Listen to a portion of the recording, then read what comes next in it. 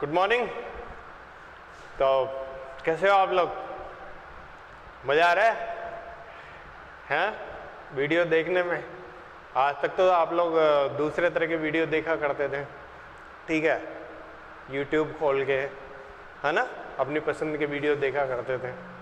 और आजकल आपको ये सब सुनने को मिल रहा है, पी ब्लॉक, इकोलॉजी, ठीक है, और मैट्रिक्स डिटर्मिनेंट एंड फिजिक्स में इलेक्ट्रोस्टेट। सही है ना? तो थोड़ा अजीब भी लग रहा होगा, कोई दिक्कत नहीं है मेरे भाई।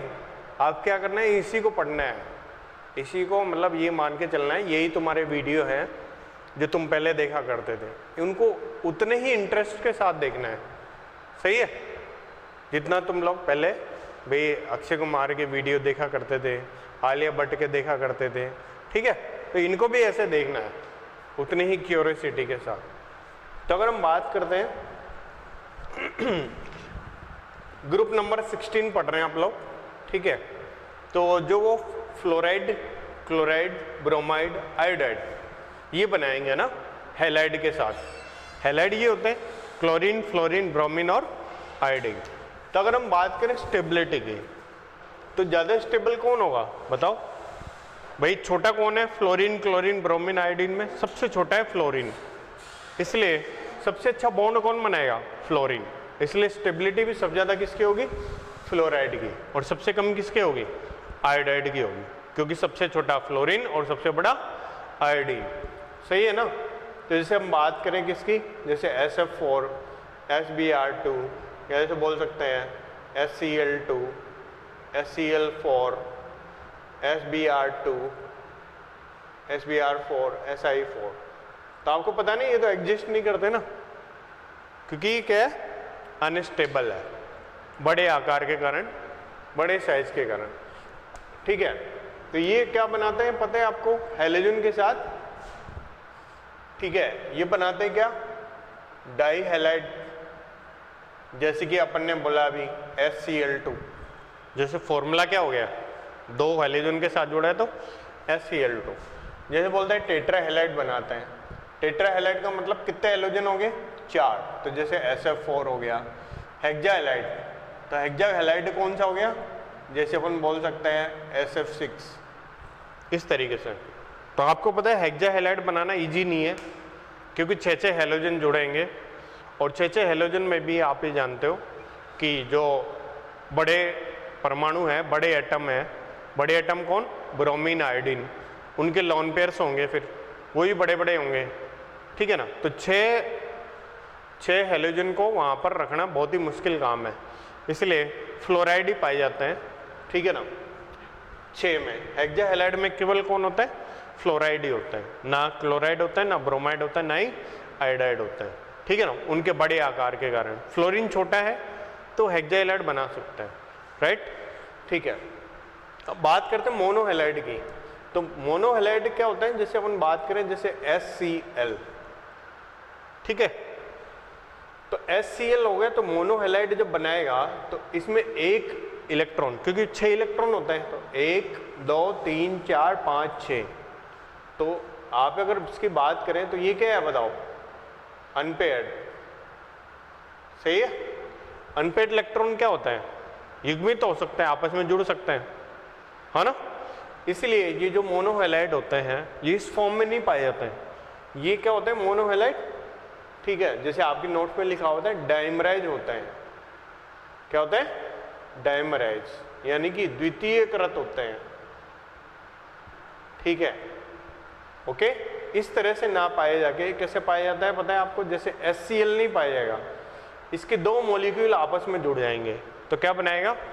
S2Cl2, right. ऐसे आपको और भी फॉर्मूले लिखे हुए हैं, Se2Cl2 एज इट इज आपके नोट्स में लिखे हुए हैं ना। Se2Cl2 हो गया, Br2 के साथ हो सकते हैं।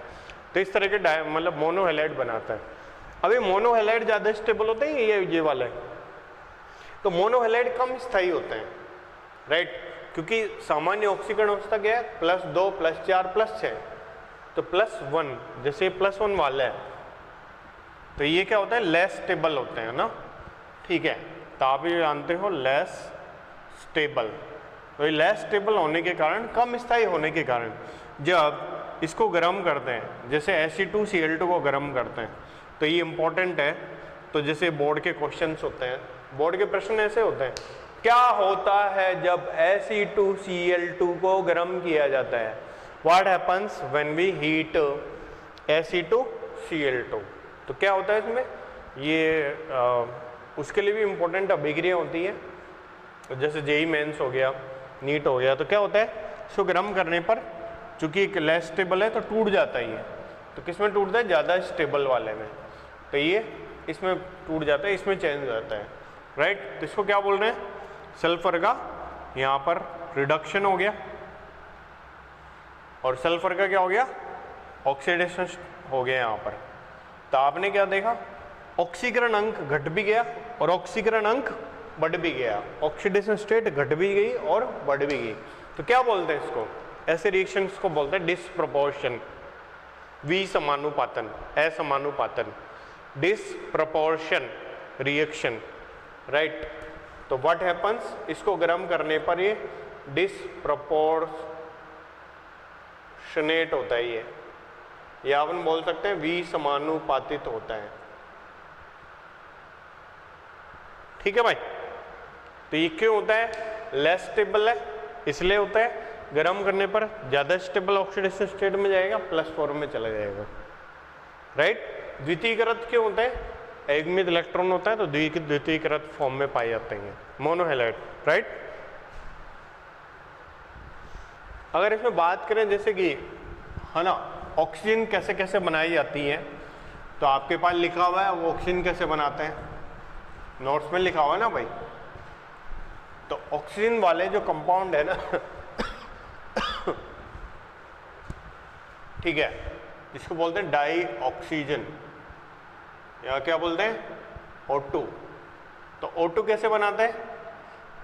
KMnO4 हो गया, जैसे नाइट्रेट हो गया, KNO3 हो गया, या जैसे क्या हो गया H2O2 या Na2O2, ठीक है ना, इनके विघटन पर, या जैसे क्लोरेट हो गए, ठीक है ना, इसको क्या बोलते हैं? इसको क्लोरेट। क्या बोलते हैं इसको? पेरोक्साइड। क्या बोलते हैं इसको? नाइट्रेट। क्या बोलते हैं इसको? Permanganate, right. तो इन सबके विघटन पर, इसको अगर हम मान लेते हैं इन सबको विघटित, इसको सबको गर्म करेंगे तो क्या प्राप्त होगा आपको?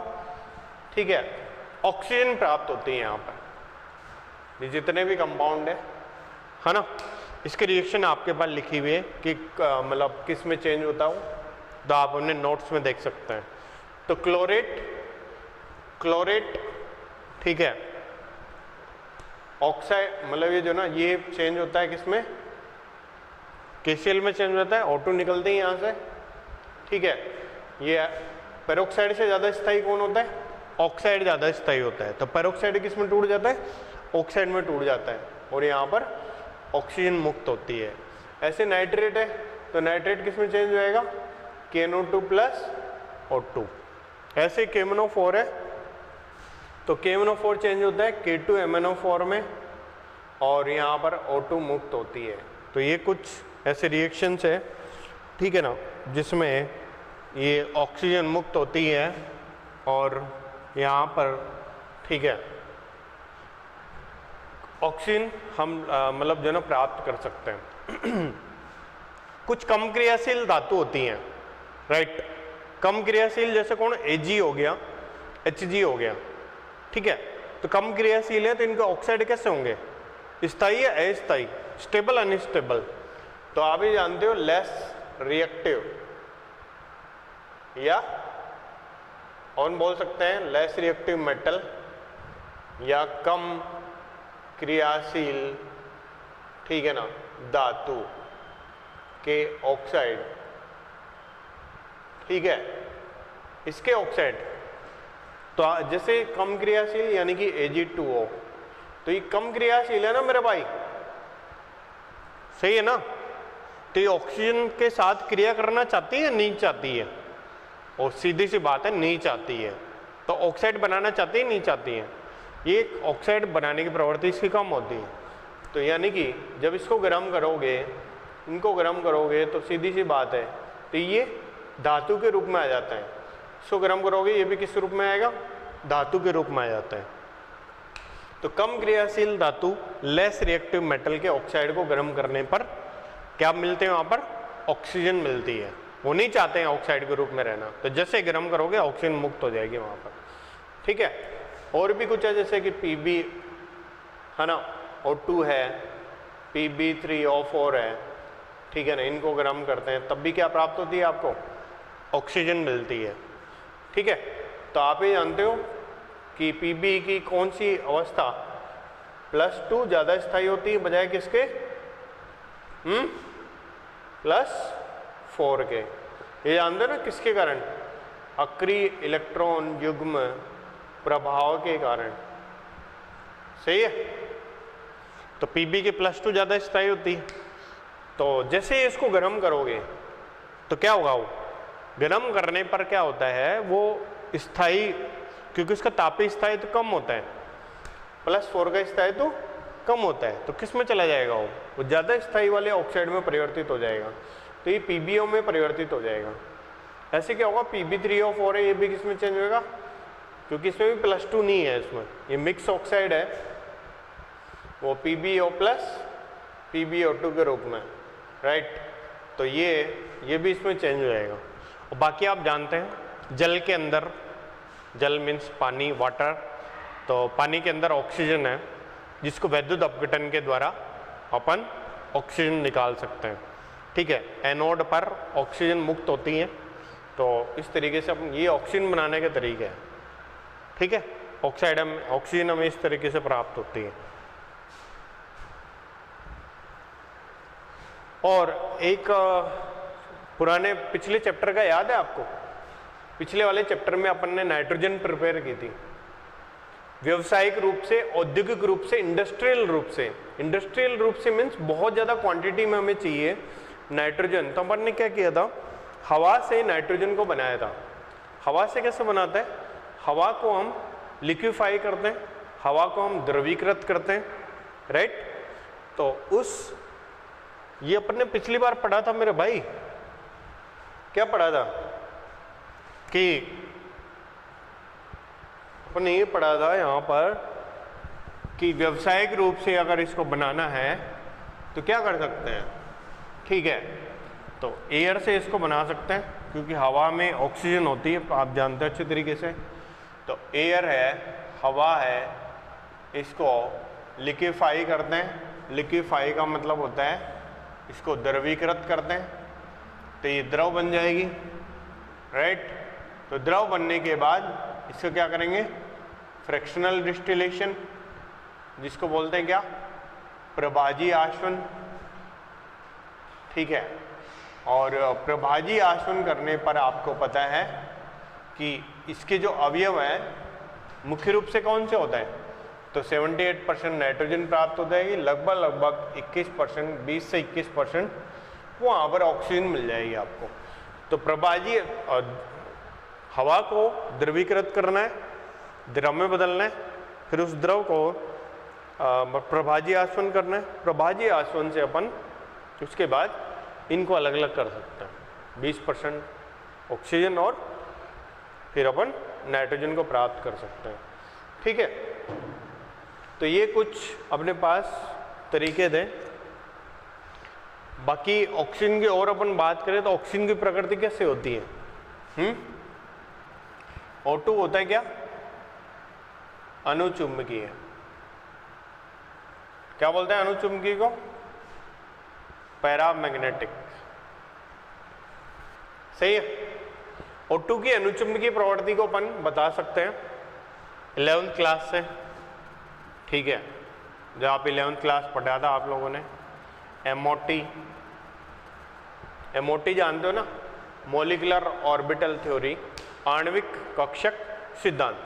तो वहाँ पे अपन ने पढ़ा था इसके बारे में कि प्रतिबंधी आणविक कक्षक में अयुग्मित इलेक्ट्रॉन पाए जाते हैं।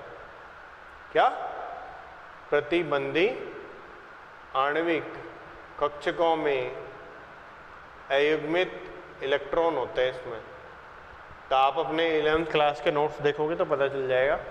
इसको बोलते हैं क्या, एंटी बॉन्डिंग मॉलिक्यूलर ऑर्बिटल में, राइट, अनपेड इलेक्ट्रॉन होते हैं इसमें।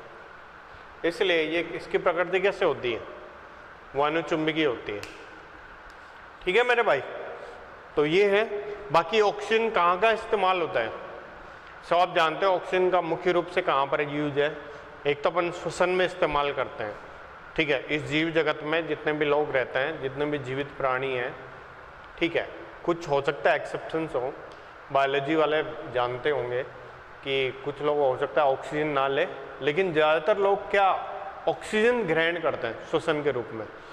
ठीक है, पेड़ पौधे भी आपको पता है कि ऑक्सीजन लेते हैं, ठीक है, और जब वो भोजन बनाते हैं तब वो क्या करते हैं, कार्बन डाइऑक्साइड लेते हैं और ऑक्सीजन मुक्त करते हैं। तो ऑक्सीजन श्वसन में प्रयोग होती है।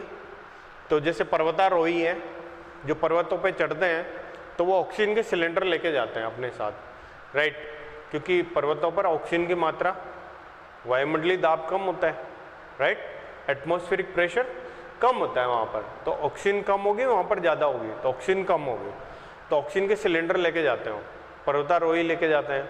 या जैसे कि अपन बोल सकते हैं वहाँ पर हॉस्पिटल्स होते हैं, तो हॉस्पिटल्स में क्या होता है, जैसे ऑक्सीजन के सिलेंडर होते हैं उनका इस्तेमाल होता है। जो मरीज होते हैं तो उनके लिए पता है आपको, एम्बुलेंस होती है, उनमें ऑक्सीजन के सिलेंडर होते हैं। ठीक है, तो इस तरीके से वहाँ पर ऑक्सीजन का यूज होता है। वेल्डिंग में इसका इस्तेमाल होता है, राइट। तो जैसे आप लोगों ने वेल्डिंग की दुकान पे जाके देखा हो, ठीक है, तो जो वेल्डर होते हैं तो है ना, ऑक्सी एसिटिलीन वेल्डिंग में, ठीक है ना, तो इसका ऑक्सीजन का यूज होता है। तो ये कुछ इसके यूज हैं ऑक्सीजन के, ठीक है। तो आप लोग जानते हो दहन होता है, दहन में कंबशन में ऑक्सीजन का यूज होता है, क्योंकि बिना ऑक्सीजन के, बिना वायु के दहन पॉसिबल नहीं है, कंबशन पॉसिबल नहीं है। आप कोई भी चीज़ जलाते हो तो बिना हवा के, बिना ऑक्सीजन के जल जाएगी क्या, नहीं जलेगी, राइट। तो ये कुछ यूज अपन ने बताया इनको, ठीक है। तो अगर हम बात करें इनकी ऑक्साइड, पेरोक्साइड, सुपर ऑक्साइड की और मिक्स ऑक्साइड की, तो मेरे भाई ये सब आपके नोट्स में लिखे गए हैं ऑलरेडी, ठीक है। तो ऑक्सीजन क्या है, बहुत सारे ऑक्साइड बनाता है ना, पेरोक्साइड बनाता है, सुपर ऑक्साइड भी बनाता है, कुछ मिक्स ऑक्साइड भी बनाता है, ठीक है।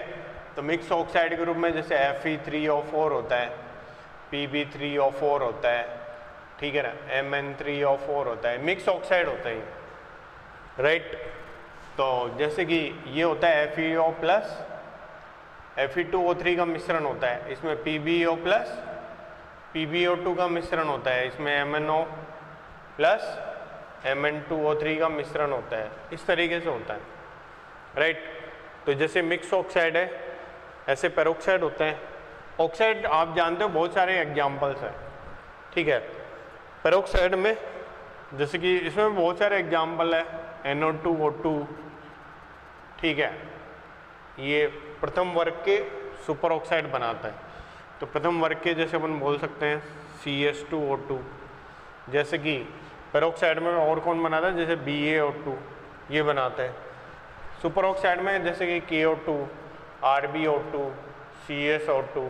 तो पेरोक्साइड में कितनी होती है, ऑक्सीजन के ऑक्सीकरण अंक कितने होते हैं, -12, सही है। ये कितना होता है, -1 ऑक्सीकरण अंक, इस तरीके से। तो ये कुछ ऑक्साइड, सुपर ऑक्साइड, पेरोक्साइड, इनके बारे में था। अब इनके ऑक्साइड कैसे कैसे होते हैं। ऑक्साइड की बात करें तो ऑक्साइड न्यूट्रल भी हो सकते हैं, जो आपके नोट्स में दी गए न्यूट्रल है ना, इनमें जैसे CO है, NO है, N2O होते हैं, ये कैसे होते हैं, न्यूट्रल, उदासीन,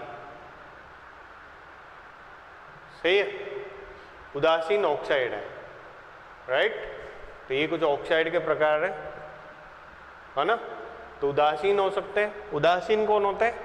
ना तो वो अम्ल से क्रिया करते हैं, ना ही वो क्षार से क्रिया करते हैं, तो उसको बोलते हैं क्या? उदासीन। जैसे अपन बात करते हैं बेसिक ऑक्साइड, तो बेसिक ऑक्साइड मतलब क्षारीय ऑक्साइड।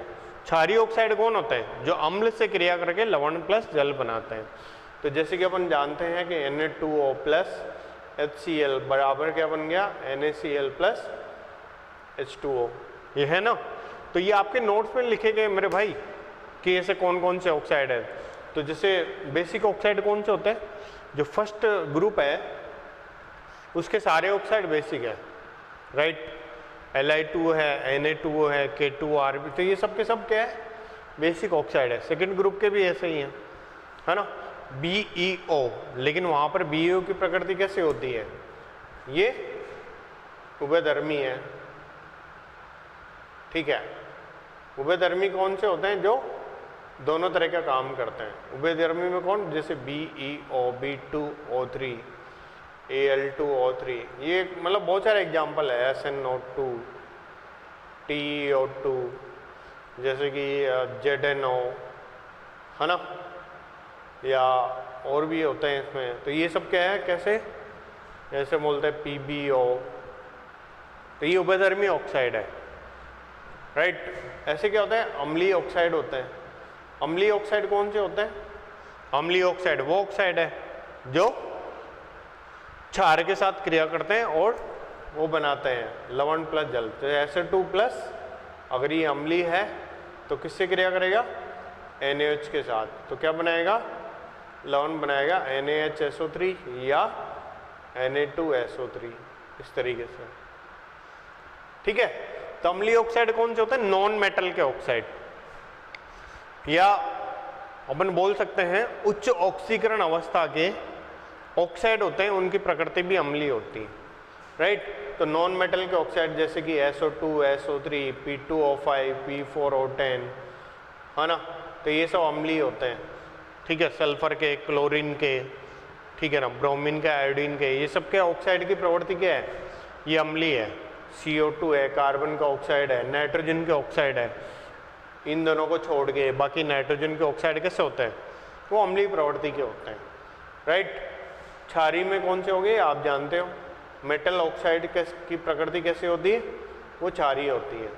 कुछ मेटल ऑक्साइड भी होते हैं जो अम्लीय प्रवृत्ति के होते हैं, जैसे कि Mn2O7, सही है, या जैसे बात करते हैं CrO3 या V2O5, इनकी प्रकृति भी अम्लीय होती है। मेटल के ऑक्साइड है लेकिन फिर भी इनकी प्रकृति अम्लीय होती है, राइट। उच्च ऑक्सीकरण अवस्था के होने के कारण, क्योंकि उच्च ऑक्सीकरण अवस्था बढ़ती है, ऑक्सीकरणांक बढ़ने पर अम्लीय प्रवृत्ति बढ़ती है। ऑक्सीडेशन स्टेट ज़्यादा होती है तो एसिडिक कैरेक्टर ज़्यादा होता है। तो ये देखो +7, +6, +5 के ऑक्साइड है ना, +7, +6, +5। तो ये धातु के ऑक्साइड, मेटल के ऑक्साइड होने के बावजूद इनकी प्रकृति कैसी होती है? अम्लीय होती है, ठीक है। तो बेसिक ऑक्साइड, अम्लीय ऑक्साइड, क्षारीय ऑक्साइड, उभयधर्मी ऑक्साइड। तो उभयधर्मी कौन होता है? तो उभयधर्मी वो होता है जो दोनों से क्रिया करते हैं। जैसे कि BeO है, ये HCl से भी क्रिया करेगा और NaOH से भी क्रिया करेगा, ये दोनों से क्रिया करता है, ठीक है। जैसे S ब्लॉक में इसकी अभिक्रिया देखी होगी, या Al2O3 यहाँ पर रख लें तो HCl से भी क्रिया करेगा और NaOH से भी क्रिया करेगा। या ZnO ले लें तो ZnO भी दोनों से क्रिया करता है। तो जो दोनों से क्रिया करते हैं वो उभयधर्मी होते हैं। तो जैसे इसमें क्या बनेगा? BeCl2 प्लस H2O, ये Na2BeO2 प्लस, तो इस तरीके से प्रोडक्ट बनेगा ना, ठीक है। तो गुड है। तो आप लोगों ने देखा ये सारी चीजें, ठीक है, कि ऑक्साइड कैसे कैसे होते हैं। मिक्स ऑक्साइड भी हो सकते हैं, क्षारीय भी हो सकते हैं, अम्लीय भी हो सकते हैं। तो क्षारीय अम्लीय कैसे बताते हैं? उभयधर्मी कैसे बताते हैं? ये उनकी प्रवृत्ति के अकॉर्डिंग बताता है। जो क्षार से क्रिया करके लवण बनाएगा, ठीक है, उसको अम्लीय ऑक्साइड बोलते हैं। जो अम्ल से क्रिया करके लवण और जल बनाता है उसको क्षारीय ऑक्साइड बोलते हैं। जो दोनों से क्रिया नहीं करता, ना ही अम्ल से और ना ही क्षार से, उसको बोलते हैं उदासीन ऑक्साइड। और जो दोनों से क्रिया करता है, अम्ल से भी और क्षार से भी, उसको बोलते हैं उभयधर्मी ऑक्साइड। ठीक है, तो इस तरीके से अपन ये बताते हैं, है ना। तो ये सारी ऑक्साइड्स के बारे में कुछ जानकारी थी जो आप लोगों ने बड़े ध्यान से सुनी। ठीक है, so thank you very much, आप लोगों ने इसको जो है ना ध्यान से सुना। एक अपन क्या बोलते हैं, ओजोन, राइट। ओजोन जानते हो ना,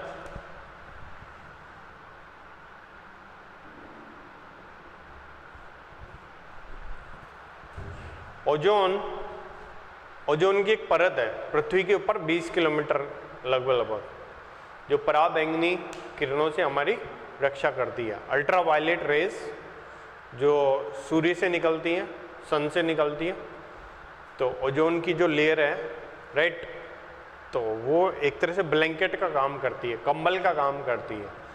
ठीक है, तो जिससे वो किरणें, वो अल्ट्रावायलेट रेज पृथ्वी तक नहीं पहुंचती हैं। तो अभी लॉकडाउन के पीरियड के टाइम में कोई न्यूज आई थी कि ओजोन का जो छेद है वो बहुत बड़ा हो गया है। ठीक है, तो ये भी बड़े टेंशन की बात थी। खैर अभी सही हो गया हो तो गुड है, आप सभी लोग खुश हो सकते हैं। ठीक है, ये सब सुन के। तो ओजोन जो है बहुत इम्पोर्टेंट है। ठीक है, वो ओजोन लेयर की वजह से इम्पोर्टेंट है। तो अगर हम बात करें ओजोन की, तो ओजोन को कैसे बनाया जाता है, ओजोन को बनाया जाता है, ठीक है, वहाँ पर तो ऑटोमेटिकली बनती है, वातावरण के अंदर तो ऑक्सीजन की प्रचुरता होती है तब जाके बनती है। बाकी अपन वहाँ पर बना सकते हैं लैब में। तो ये आपके नोट्स में लिखा गया है ना। ओके, 20 किलोमीटर अबव अर्थ,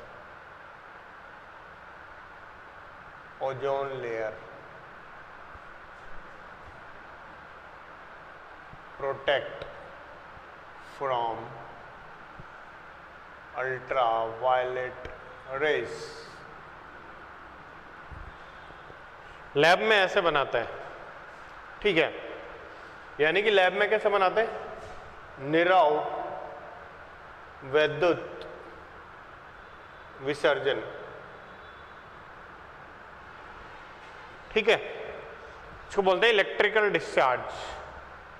कैसे बनाते हैं, इलेक्ट्रिकल डिस्चार्ज से बनाते हैं इसको। तो ओजोन को कैसे बनाते हैं कि भाई ऑक्सीजन है, तो ऑक्सीजन को, ठीक है ना, ब्रेक किया जाता है। किसमें, ऑक्सीजन मतलब परमाणु के अंदर इसको ब्रेक किया जाता है, परमाणु के अंदर तोड़ा जाता है। ठीक है, इलेक्ट्रिसिटी का यूज करते हुए, वो भी बहुत ही केयरफुली करना पड़ता है ये सारी चीजें। ठीक है, और फिर ये ऑक्सीजन से जुड़ करके क्या बनाती है, ये बनाता है ओजोन, राइट।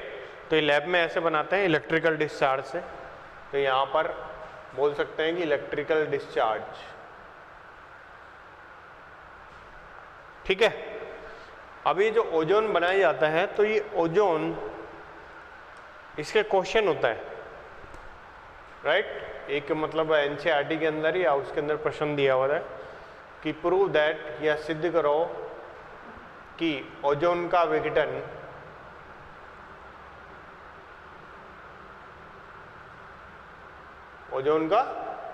विघटन यानी कि डिकम्पोजिशन एक स्पॉन्टेनियस प्रोसेस है।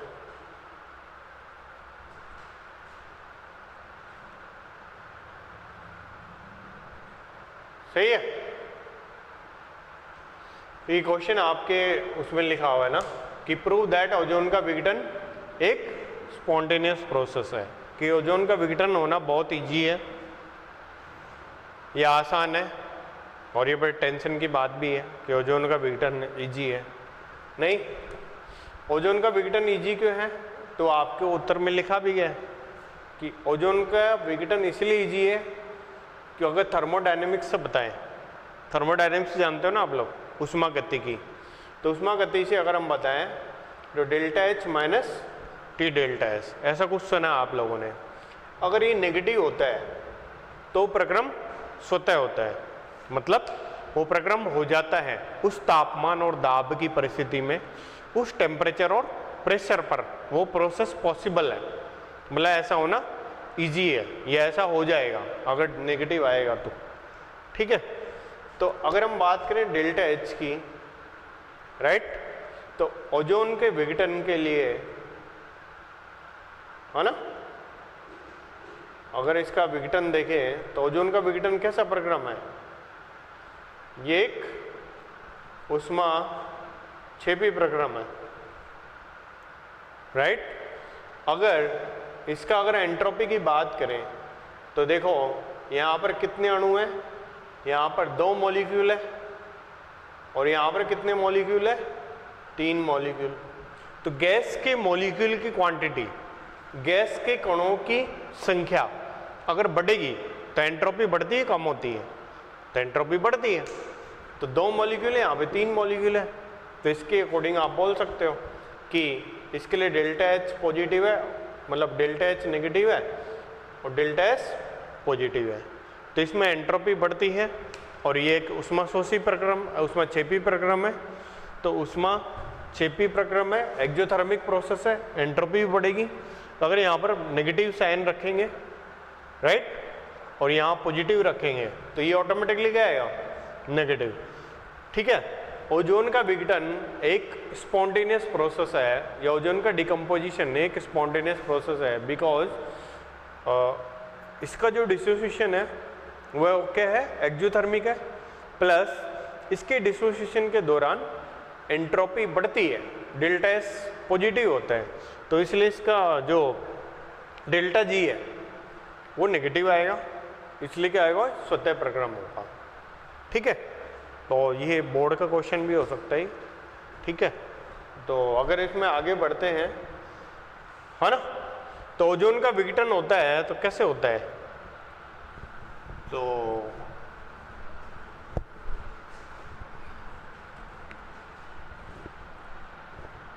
बात करें इसकी, ओजोन जो है ना विघटित होकर क्या बनाती है, ये देती है नवजात ऑक्सीजन, जिसको बोलते हैं नेसेंट ऑक्सीजन बोलते हैं इसको। ठीक है, नवजात ऑक्सीजन क्या है, ये ऑक्सीजन का परमाणु है एक तरह से, राइट।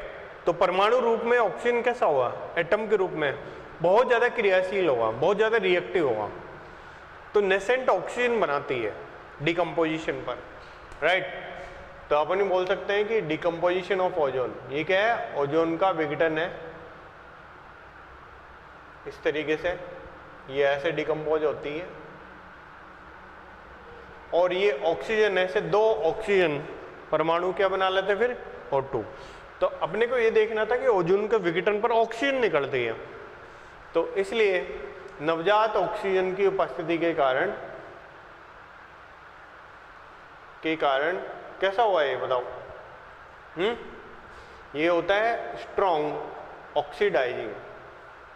ठीक है, ऑक्सीजन का जुड़ना ऑक्सीडेशन होता है, राइट, ऑक्सीजन का जुड़ना ऑक्सीडेशन होता है, सुना है ना, राइट। तो इसी तरीके से अपन बोल सकते हैं यहाँ पर भी, चूंकि ये ऑक्सीजन रिलीज करता है और ये ऑक्सीजन किसी और से जुड़ेगी तो दूसरे का क्या करेगी, ऑक्सीडेशन करेगी। तो अपन ये क्वेश्चन होता है why O3 is oxidising in nature. ठीक है, कि ओजोन की प्रकृति ऑक्सीकारक क्यों होती है, तो क्यों होती है, क्योंकि ओजोन विघटन पर नवजात ऑक्सीजन बनाती है, तो नवजात ऑक्सीजन के कारण, नवजात ऑक्सीजन की उपस्थिति के कारण ओजोन प्रबल ऑक्सीकारक का काम करती है। ठीक है, on decomposition O3 produces nascent oxygen. Due to the presence of nascent oxygen, it is oxidizing, strong oxidizing in nature. ठीक है, इसका आंसर लिखा हुआ आपके नोट्स के अंदर, तो वह आप बता सकते हो। बाकी इसके ऑक्सीडाइजिंग नेचर है तो वैसे बताते हैं, इसको ऑक्सीडाइज करती है क्या PbSO4 में, ठीक है। बहुत सारे इसको ऑक्सीडाइज करती है, PbS को PbSO4 में, ठीक है ना। Ki को I2 में चेंज करती है, ऑक्सीकरण करती है। जैसे FeSO4 है तो Fe2SO4 3 में चेंज करती है। फेरस सल्फेट है, ये फेरिक सल्फेट है, ऑक्सीकरण हो गए यहाँ +2 से +3। जैसे कि ये सल्फर है, ये -2 +6 -1 0, राइट। जैसे NO2 माइनस है +3, NO3 +5। तो ये कुछ रिएक्शंस है, और भी रिएक्शन है जो आपके नोट्स में लिखे हुए ना, तो आप उसको देख सकते हो, ठीक है। एक क्वेश्चन है, how O3 is estimated quantitatively, ठीक है। इसका मतलब क्या है, ओजोन का मात्रात्मक आकलन कैसे किया जाता है। मतलब जैसे कमरा है या कहीं पर भी है, राइट, ओजोन की कितनी मात्रा है या कोई सॉल्यूशन है या कुछ भी है, उसमें ओजोन की मात्रा का कैसे पता कराया जाता है, ठीक है। तो ओजोन का मात्रात्मक विश्लेषण कैसे करते हैं, तो इसका प्रश्न का उत्तर आपके उसमें लिखा हुआ है, आपके नोट्स के अंदर लिखा हुआ है।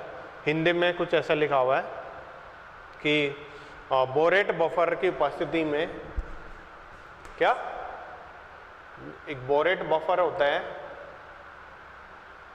जिसकी pH होता है 9.2, ठीक है। तो बोरेट बफर में O3, बोरेट बफर के विलयन में ओजोन, ठीक है ना। ओजोन की अभिक्रिया किससे कराई जाती है, Ki विलयन से कराते हैं, राइट, Ki सॉल्यूशन से कराते हैं। तो इसका सॉल्यूशन प्रॉपर आपके उसमें लिखा हुआ है नोट्स में भाई, तो उसको याद करना है। क्या है, दोबारा बोलता हूँ, एक बार हिंदी में बोलता है, एक बार अंग्रेजी में ना। तो हिंदी में क्या लिखा हुआ है कि बोरेट बफर के विलयन में, ठीक है ना, ओजोन की अभिक्रिया Ki विलयन से कराते हैं, जिससे I2 निकलता है या I2 मुक्त होता है, राइट। तो Ki से किस में बदलता है, Ki को किस में बदलता है, I2 में। ओजोन ऑक्सीकृत करेगा ही, बोरेट बफर में ही कराएंगे, ये अभिक्रिया बोरेट बफर में होती है, सही है। तो यहाँ से जो आयोडीन निकली तो इसको अभिक्रिया कराई जाती है Na2H2O3। Na2H2O3 क्या करता है, इसका विशेष आयोडीन की मात्रा का आकलन या क्वांटिटी ऑफ I2, ठीक है ना, कैन बी एस्टिमेटेड, है ना। तो एक बार दोबारा से बोलता हूँ, क्या है कि बोरेट बफर में Ki विलयन की अभिक्रिया कराते हैं, ओजोन के साथ I2 निकलता है, और I2 की कितनी मात्रा निकली है तो वो किससे पता किया जाता है, Na2H2O3 विलयन से। तो इससे आयोडीन की मात्रा निकलती है, और आयोडीन की मात्रा के अकॉर्डिंग अपन ओजोन की कितनी मात्रा है वो अपन निकाल सकते हैं, राइट। तो quantity of iodine can be estimated by Na2H2O3, right? And if we know the quantity of iodine, then we can easily calculate how much ozone is present over there, how much ozone can react to produce this much of I2। इतनी iodine बनाने के लिए कितना ozone होना चाहिए वहाँ पर। तो इस तरह से उसकी मात्रा का आकलन किया जाता है। अब ओजोन का क्या यूज है, ओजोन का जो यूज है वो एज ए जर्मिसाइड, जैसे पानी की बोतल होती है तो उस पर लिखा होता है ओजोनाइज वाटर, मतलब वहाँ पर ये रोगाणु होते हैं, राइट, रोगाणु समझ रहे हो, जैसे जर्म्स होते हैं, रोगाणु होते हैं, बैक्टीरिया होते हैं पानी के अंदर, ठीक है, तो उसको मार देता है वो ओजोन, ठीक है, उसको ख़त्म कर देता है। तो ओजोन का जो यूज है जर्मिसाइड के रूप में कराया जाता है, जर्म्स को ख़त्म करने के लिए, राइट। तो इसलिए ओजोनाइज वाटर मिलता है। और नवजात ऑक्सीजन नेसेंट ऑक्सीजन के कारण, राइट, नवजात ऑक्सीजन के कारण, नेसेंट ऑक्सीजन के कारण ये इसका यूज होता है ब्लीचिंग के लिए। और ब्लीचिंग जैसे हाथी दांत होते हैं, आइवोरी बोलते हैं, राइट, या जैसे ऊन होता है या टेक्सटाइल्स होते हैं, तो उनके मतलब जो ना ब्लीचिंग के लिए इसका यूज किया जाता है, उनके व्यंजन में इसका इस्तेमाल किया जाता है ओजोन का, ठीक है। और ओजोन का एक विशेष रूप से यूज है केमनोफोर के उत्पादन में। केमनोफोर एक लेबोरेटरी का अभिकर्मक है, लैब में इस्तेमाल होता है केमनोफोर, और बहुत ही इंपॉर्टेंट है केमनोफोर क्योंकि बहुत सारी रिएक्शंस में इसका इस्तेमाल होता है। तो केमनोफोर बनाने के लिए ओजोन का प्रयोग किया जाता है, ठीक है। तो ये सब चीज़ें आपके पास लिखी हुई हैं, तो आप उसको पढ़ सकते हो, क्या क्या यूज है ओजोन के, तो आप देख सकते हो, ठीक है।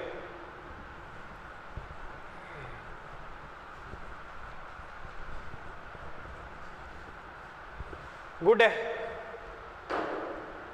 और बताओ क्या चल रहा है, लॉकडाउन के अलावा कुछ चल रहा है क्या? तो ऑक्सीजन तो खत्म होता है, बात करते हैं किसकी, सल्फर की, राइट। तो सल्फर के अगर हम बात करें एलोट्रॉप्स, एलोट्रॉप्स जानते हो ना, अपर रूप, सल्फर के 3 एलोट्रॉप हैं, right, alpha sulphur, beta sulphur और प्लास्टिक सल्फर।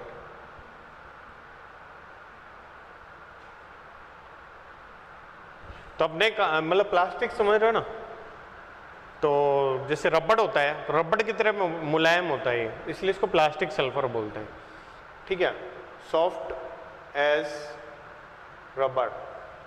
तो अपने काम का ये नहीं है, अपन इन दोनों को देखते हैं कि अल्फा सल्फर और बीटा सल्फर क्या होता है और कैसे इसका निर्माण किया जाता है, राइट। तो सल्फर, अल्फा सल्फर कैसे मिलता है आपको? अल्फा सल्फर मिलता है आपको कि जो सल्फर, जैसे कि सल्फर होता है किसमें, चट्टानों में, इन सब में होता है, सही है ना। सल्फर ऐसा तो नहीं बारिश हो रही है सल्फर की, सही है ना, तो कहाँ से मिलेगा आपको, चट्टानों के अंदर से। तो उसके अंदर से इसको कार्बन डाइसल्फाइड में, ठीक है ना, डिजोल्व कर लेते हैं। किस में डिजोल्व कर लेते हैं? कार्बन डाइसल्फाइड में, सही है। तो what we are doing, we are dissolving sulphur in carbon disulphide. After that what we can do is, जो ये सॉल्यूशन प्रिपेयर हो गया, कार्बन डाइसल्फाइड में डिजोल्व करते हैं, तो ये जो सॉल्यूशन है, इस विलयन को क्या करते हैं अपन, वेपराइज करते हैं, ठीक है। इस विलयन में से मतलब जो ना, इसको वेपराइज करते हैं, इसको गर्म करते हैं, इसको वाष्पीकृत करते हैं। तो इसमें से क्या होगा, सल्फर की जो वाष्प निकलती हैं, भाई उसमें अशुद्धियां भी प्रेजेंट होंगी ना, भाई कार्बन डाइसल्फाइड विलयन में आपने इसको घोला है सल्फर को, तो अशुद्धियां भी कार्बन डाइसल्फाइड विलयन में चली जाएंगी, ठीक है। तो अगर इसको वाष्पीकृत करोगे तो वहाँ पर वह अशुद्धियाँ तो उसी में रह जाएंगी, कुछ अशुद्धियाँ तो उसमें घुलेंगी नहीं, तो पेंदे में नीचे बैठ जाएंगे, जो घुलनशील होंगी वो उसमें घुल जाएंगी। और जब वाष्पीकृत करोगे तो केवल वहाँ से कौन निकलेगा, सल्फर। तो उसकी वाष्प को अपन क्या करते हैं, इस सल्फर की वाष्प को अपन एकत्रित कर लेते हैं, ठीक है ना, कि इसको कलेक्ट कर लेते हैं, और कलेक्ट करने के बाद हम इसको निकाल सकते हैं। तो ये सल्फर का मतलब निकालने का तरीका, अल्फा सल्फर कहाँ से प्राप्त होता है, ठीक है। तो इसका बोलते हैं सलाका, बोलते हैं उसको, राइट, सल्फर के अयस्क को बोला जाता है सलाका, ठीक है। तो अगर हम इसकी बात करें बीटा सल्फर की, तो बीटा सल्फर कैसे निकाला जाता है? तो बीटा सल्फर को निकालने का एक तरीका होता है, ठीक है। तो पहले ये बताओ, ये समझ में है अल्फा सल्फर कैसे निकालते हैं? है भाई? इसको मतलब ये पता चला किस तरीके से कैसे क्या करते हैं, ठीक है। चलो बढ़िया है। इसको ये भी नाम दिया जाता है, रोम्बिक सल्फर भी बोलते हैं इसको, ये मैं लिखना भूल गया, इसको क्या बोलते हैं, मोनोक्लिनिक सल्फर भी बोलते हैं।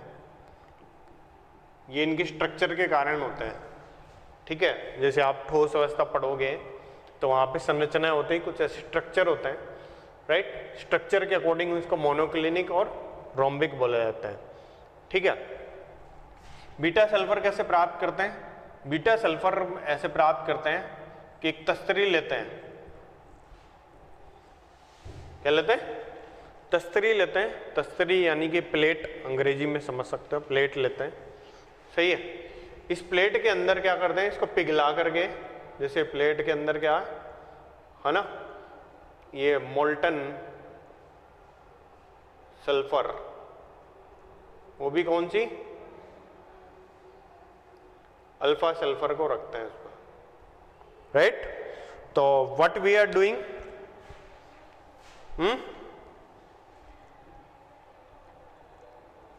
What we are doing, molten sulphur लेते हैं, कौन सा वाला? Alpha sulphur. ये वाला रोम्बिक सल्फर, अल्फा सल्फर लेते हैं और इसको पिघला देते हैं। पिघलाना समझ रहे हो? इसको गर्म करेंगे, पिघल जाएगा, राइट, मेल्ट हो जाएगा। मेल्ट होने के बाद जैसे चाय होती है, जो चाय लिक्विड होती है, गर्म चाय होती है, उसको ठंडा करते हैं तो क्या होता है? पपड़ी आती है, सही है ना। तो ऐसे क्या होगा, इसके ऊपर भी क्या आ जाएगी? पपड़ी आ जाएगी, राइट। और पपड़ी आने के बाद जैसे चाय होती है तो चाय की पपड़ी में अपन छेद कर सकते हैं ना, तो चाय की पपड़ी और इसकी पपड़ी में डिफरेंस होता है, इसकी पपड़ी कड़क होगी, राइट। तो जब इसको ठंडा करते हैं तो इसकी पपड़ी जम जाएगी, सही है। तो इसकी पपड़ी जम जाएगी, लेयर बन जाएगी, इसमें ठोस लेयर बन जाएगी। तो इसमें क्या करते हैं? दो छेद करते हैं, स्मॉल होल,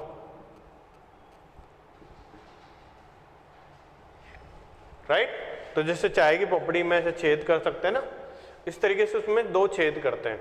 छेद करने के बाद जो बचा हुआ द्रव है ना, बचा हुआ जो लिक्विड है, वो अपन निकाल देते हैं।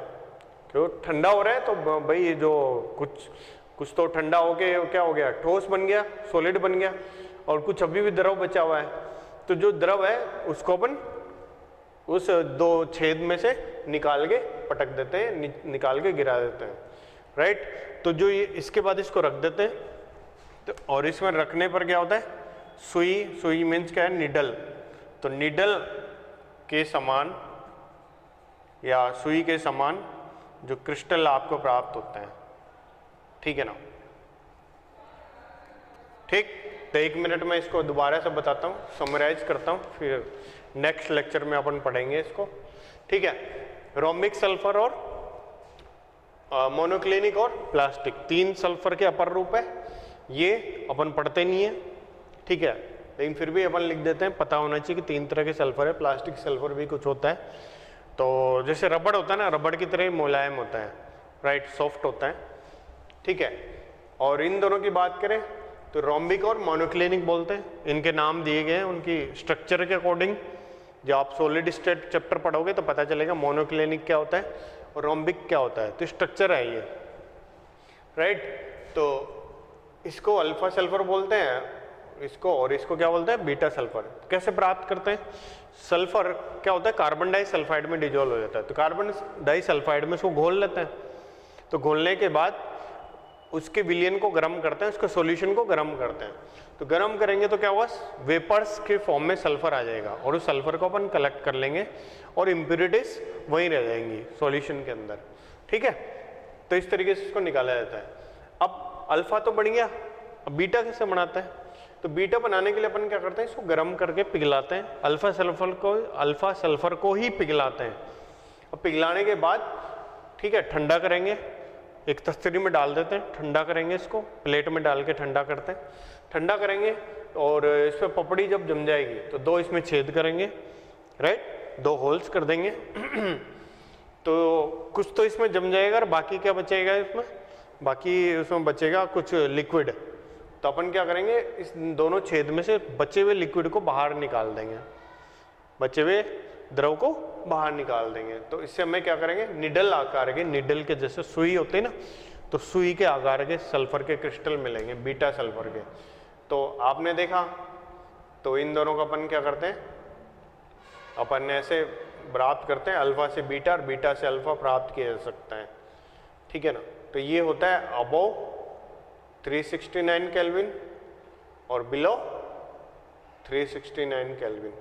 369 केल्विन से नीचे ये स्थायी होता है, मतलब ये इसमें चेंज हो जाएगा, और इसको गर्म करोगे 369 से ऊपर तो बीटा सल्फर में चेंज हो जाएगा। तो आप जानते हो ना, सल्फर या कोई भी अपर रूप है तो उसको एक निश्चित ताप दाब पर एक दूसरे में चेंज किया जा सकता है, क्योंकि ये भी सल्फर है और ये भी सल्फर है, दोनों एक ही है, ठीक है। लेकिन वो तापमान पे, कौन से तापमान पे कौन स्थायी होता है उसके अकॉर्डिंग वो उसमें चेंज हो जाता है, ठीक है। Thank you.